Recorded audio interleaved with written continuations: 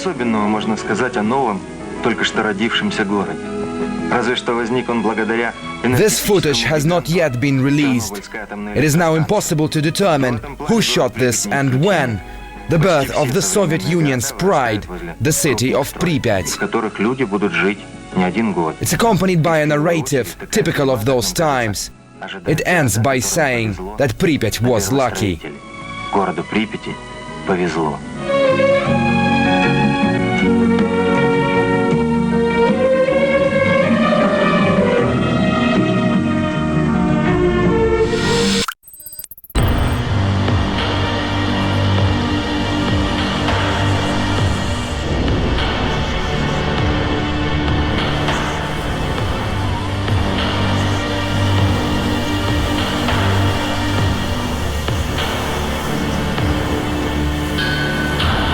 The word Chernobyl became known worldwide shortly after the 1986 blast.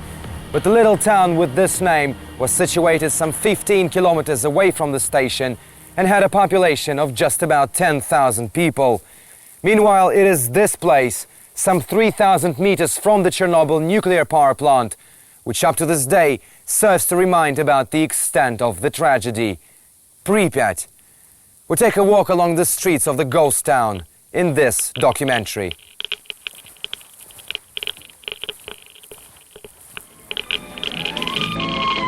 The 1970s. The Soviet Union actively promoted peaceful atomic energy and launched massive nationwide building of nuclear power plants. One of the biggest projects of the time was a station near Chernobyl, a small town some 100 kilometers from Kiev.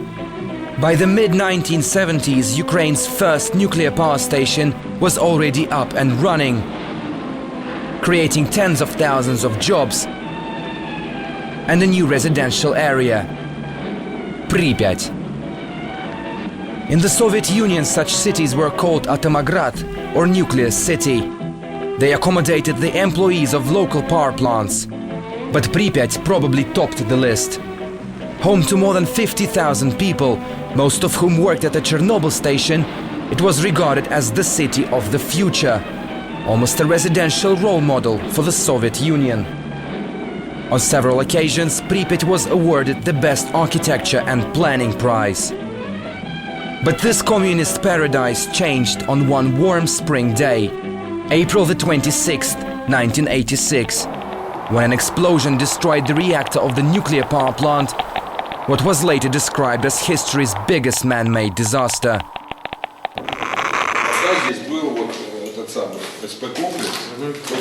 Alexander Esaulov leads us up the stairs to what used to be his office. Back in the 1980s, he worked as the deputy head of the city's executive committee. In a nutshell, he stood next to the mayor.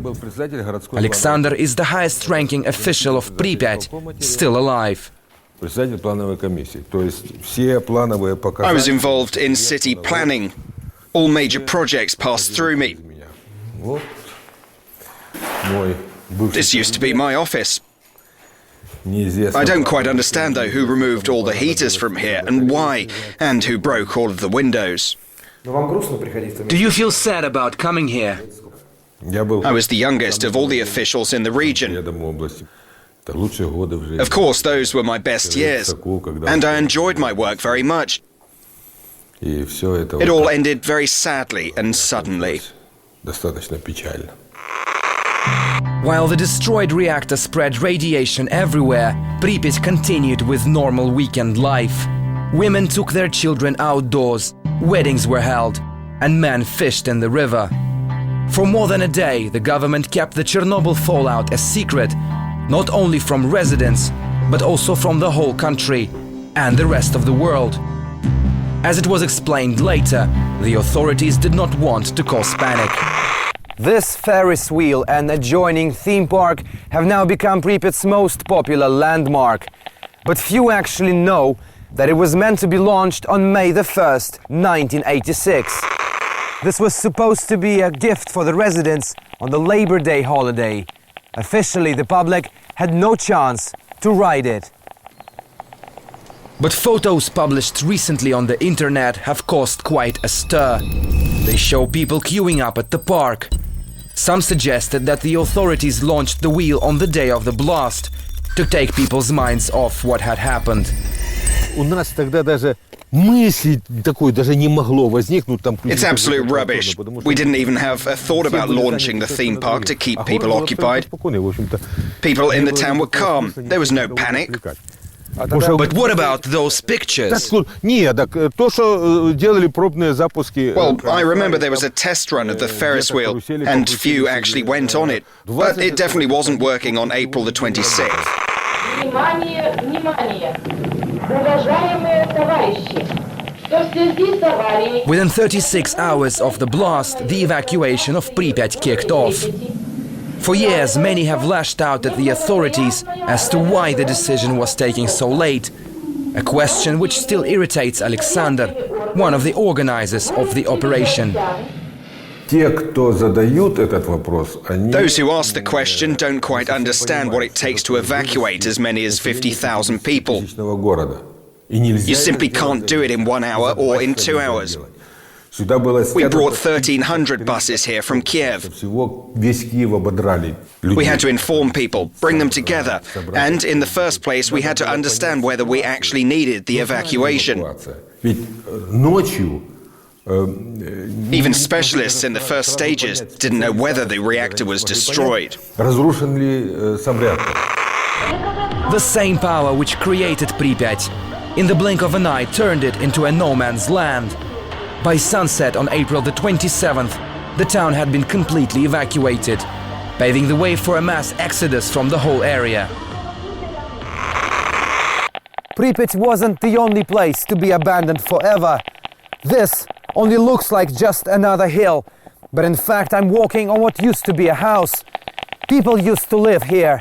The village of Kopachi, right next to the nuclear power station, had to be buried underground, not to let the radiation spread.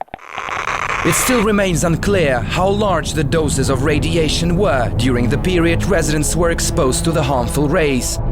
But clearly it was enough for thousands to permanently damage their health.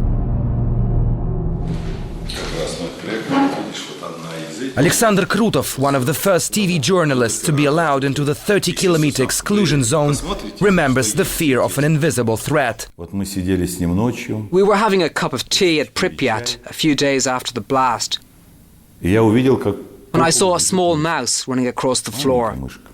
Suddenly she fell over and continued moving on her front legs, as if her back legs were crippled. I asked one of the liquidators what had happened to her. He looked and said she'd had too much radiation. The impact on the environment was immense. A strip of forest next to Pripyat was burnt by a wave of radiation and turned red. Up until this very day, it remains an area with the highest level of radiation. This river here is also called Pripyat, and in fact it gave the town its name. Its beaches were once crowded, but it seems to have the same fate. It has become the final destination, a graveyard for these ships.